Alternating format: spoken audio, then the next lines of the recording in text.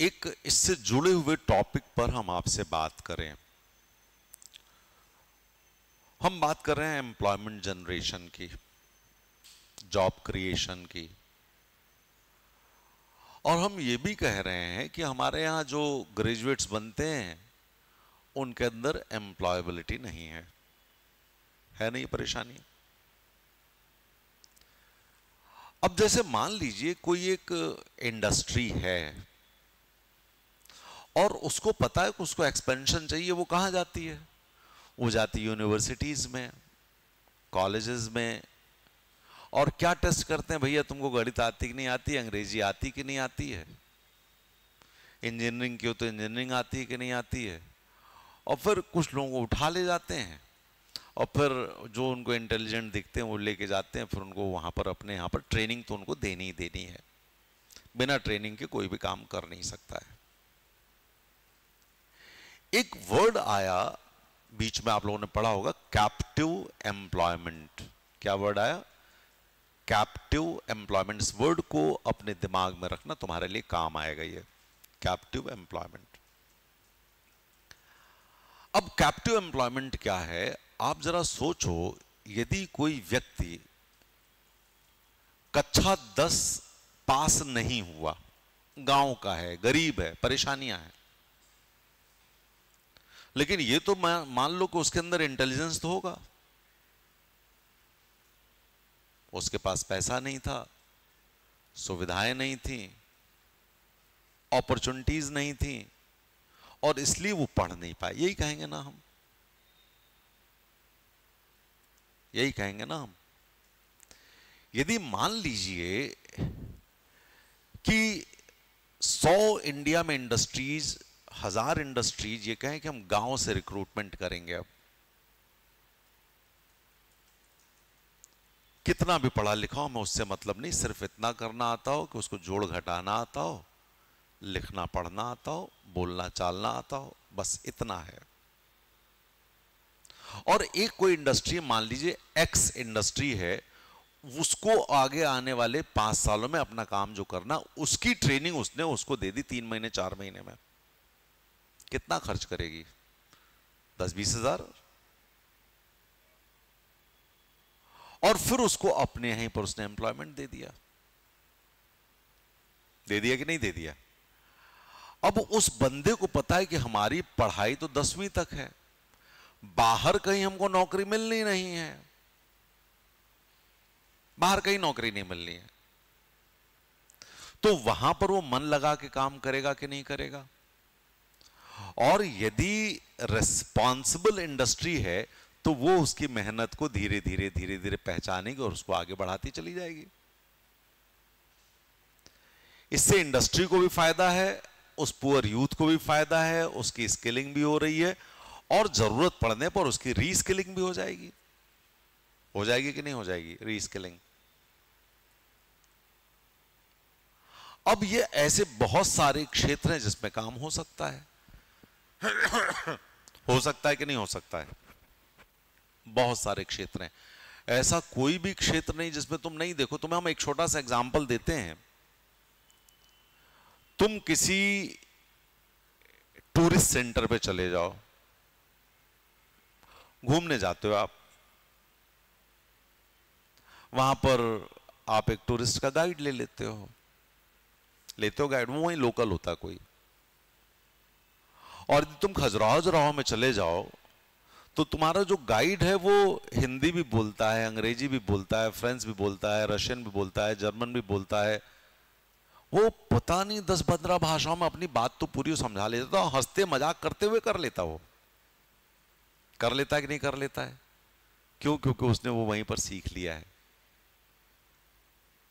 अब यदि वहां पर कोई 5 स्टार होटल्स हैं, वो ऐसे 10-20 युवाओं को पहचान लें और उनसे कहें भाई देखो एक बार लेके जाओगे तुम, तो जो तुमको वो देंगे वो तो अलग बात है, क्योंकि देखो कोई भी जब आदमी खुश होता है, और टूरिस्ट तो खास तौर से, वो तो खर्च करने ही निकला है, तो 1000-500 रुपए दे देते हैं। तो तुम्हारा एक जो 3 घंटे के लिए एक लेके जाओगे, हम तुमको 10,000 रुपए महीना देंगे, और एक कम से कम ट्रिप तुमको करनी होगी रोज, उसका कोई पैसा नहीं देंगे, लेकिन यदि दूसरी ट्रिप में हम तुम्हें भेजते हैं तो उसका हम तुम्हें 500 रुपया और देंगे। ठीक है, 500 रुपया और हम तुम्हें देंगे, और 3 घंटे में एक ट्रिप करवा के तुम्हें ले आना, सारा चीज घुमा करके 4 घंटे कर लो। तो एक दिन में कम से कम 3 ट्रिप तो वो करवा सकता है। 2 ट्रिप के उसको 1000 रुपये मिल जाएंगे, और टिप के भी उसको 1000 रुपये मिल जाएंगे, 500 रुपये मिल जाएंगे। कई बार ज्यादा भी मिल सकते हैं, कई बार नहीं भी मिल सकते हैं। आप जरा देखो, वो गांव का गरीब 1 महीने में लाख रुपए कमा लेगा। कमा लेगा कि नहीं कमा लेगा? उसके बच्चे अच्छे स्कूलों में पढ़ लेंगे, उनकी स्किलिंग करवाई जाए। तो इसको हम बोलना चाह रहे हैं कैप्टिव एम्प्लॉयमेंट। ये टर्म हमारा बनाया हुआ नहीं, ये टर्म क्रिएटेड है पहले से। तो बहुत सारे एरियाज है जहां पर हम कर सकते हैं। टेक्सटाइल इंडस्ट्री के लिए कर सकते हैं, एपरल मैन्युफैक्चरिंग में कर सकते हैं, जहां कपड़े बनाए जाते हैं। सिलाई तो करनी है, कढ़ाई करनी है, ठीक है, मैन्युफैक्चरिंग में लगा सकते हैं। 1-2 मशीन चलाने को हम उसको सिखा दें। आईटी में दे सकते हैं उसको जगह, हम आईटी एनेबल्ड सर्विसेज में जगह दे सकते हैं, टेलीकॉम सेक्टर में दे सकते हैं। आप जरा एग्जाम्पल लो, हम तो एग्जाम्पल्स देखते हैं, हमारे सामने सब ये सब घटनाएं हुई हैं। किसी भी मॉल में चले जाओ, किसी भी मॉल में चले जाओ, उस मॉल में तुम्हें कुछ बच्चे 19, 20, 22 साल के, कोई कपड़ा दिखा रहा है, कोई अपना सामान दिखा रहा है, सब अलग अलग काउंटर पे बैठे हुए आपको सामान दिखा रहे हैं। ठीक है, 10, 12, 15 हजार उनको मिलती सैलरी। वो पढ़े लिखे कितने हैं? 10वीं 12वीं। ठीक है, उनको एक ड्रेस कोड दे दिया गया है कि यही पैंट, यही शर्ट, यही जूते, यही टाई, ऐसे ही रहना, ऐसे ही बात करना है, सर मैडम पोलाइटली रहना है, ज़्यादा शोर शराबा नहीं करना है, किसी से लड़ना झगड़ना नहीं है। ये सब सिखाया जाता है, एटिकेट्स उनको दिए जाते हैं। आप उनमें से 2-4 को पहचान लो, और 2-4 साल में देखोगे तुम कि तुम पूछोगे अब तुम क्या हो गए? बोले सर मैं मैनेजर हो गया हूं, अब मेरे अंडर में 5 बच्चे काम करते हैं। 2-4-5 साल और देखो, तुमको पता लगे वहां पर कुछ और अच्छी पोजीशन होल्ड कर रहा है। कितना पढ़े हो? सर वो तो खाने के नहीं थे, हम तो यहां चले आए थे, इन्होंने मुझे नौकरी पर रख लिया। आप जरा देखो ये जगहें कौन सी हैं? रिटेल सेक्टर बोलते हैं इसको, हम बोलते हैं retail sector.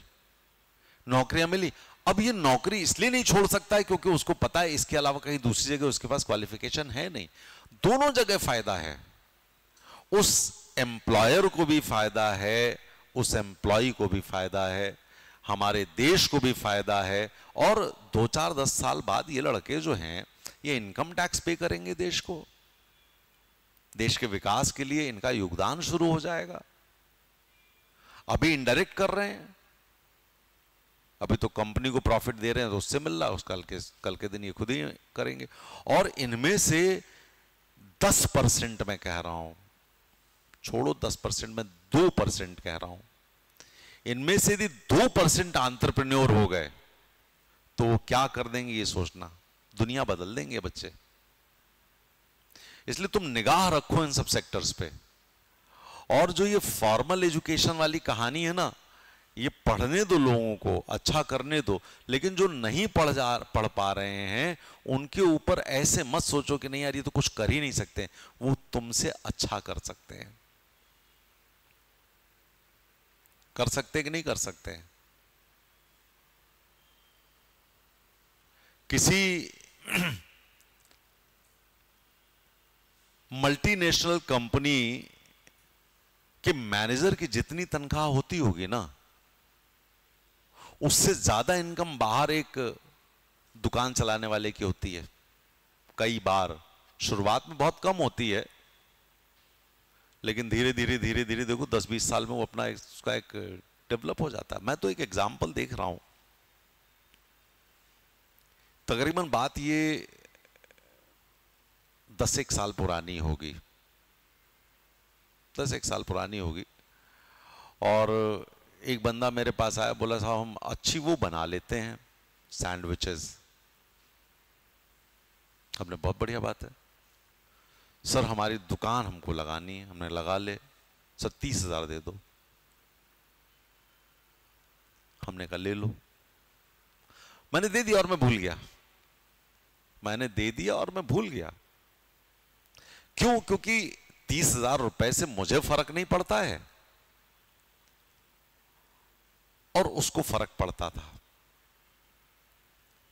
Can you believe, वो 30,000 रुपए उसने मुझे लौटाए।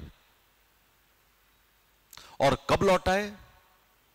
कोविड-19 के बाद उसने लौटाया मुझे, 10 साल के बाद। हमने उससे कहा रख लो। बोले सर जरूरत होगी तो रख लेंगे, हम ले लेंगे आपसे फिर से। हाँ ठीक है। अभी उसने 20 लाख रुपए का प्लॉट खरीदा है, उसमें मकान बनाएगा वो, यहीं खंडवा रोड पर कहीं पर। आकर के उसने मिठाई उठाई खिलाई मुझे, मैं खुश हुआ। क्यों? क्योंकि अदरवाइज तो ये कहेंगे नहीं पढ़ा लिखा नहीं है, अपने बच्चों को पढ़ा रहा है, घर ठीक चल रहा है। और यदि ऐसा नहीं होता तो क्या नहीं लगता है कि वो अपने बच्चे को पढ़ाने के लिए या पालने के लिए या भूखा ना सोए बच्चा उसके लिए कहीं इस तरह के लोग क्रिमिनल एक्टिविटीज में चले जाते हैं।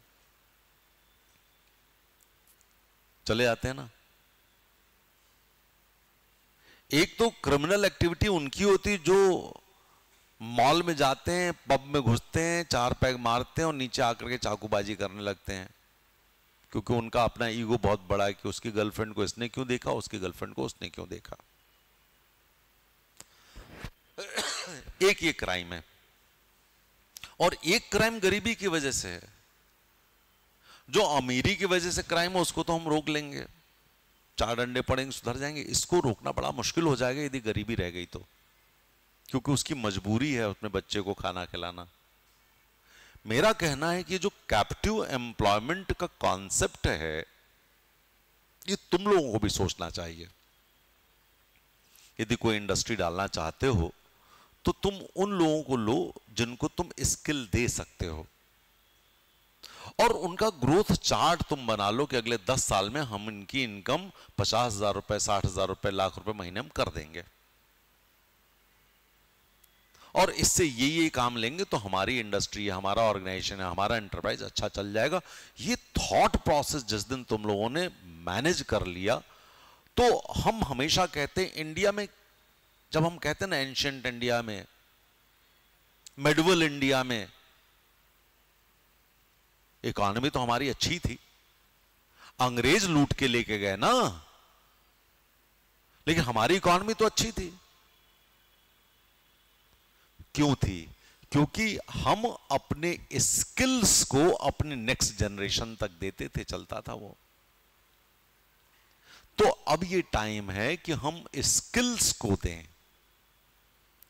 चाहे वो किसी भी फील्ड का, और हम एंटिसिपेट करें कि आगे आने वाला वक्त किसका है, उसके हिसाब से हम अपनी इंडस्ट्री को, एंटरप्राइज को तय करें, तैयार करें, एम्प्लॉयमेंट दें, स्किलिंग करें, रीस्किलिंग करें, और उनको हम आगे बढ़ाते लेते हैं। आप देखो आपको भी फायदा होगा, तुम अधिकारी बन जाओगे, लेकिन देखना तुम अधिकारी बनने के बाद उतना आंतरिक सुख नहीं पाओगे जितना तुम एम्प्लॉयमेंट दे करके पाओगे।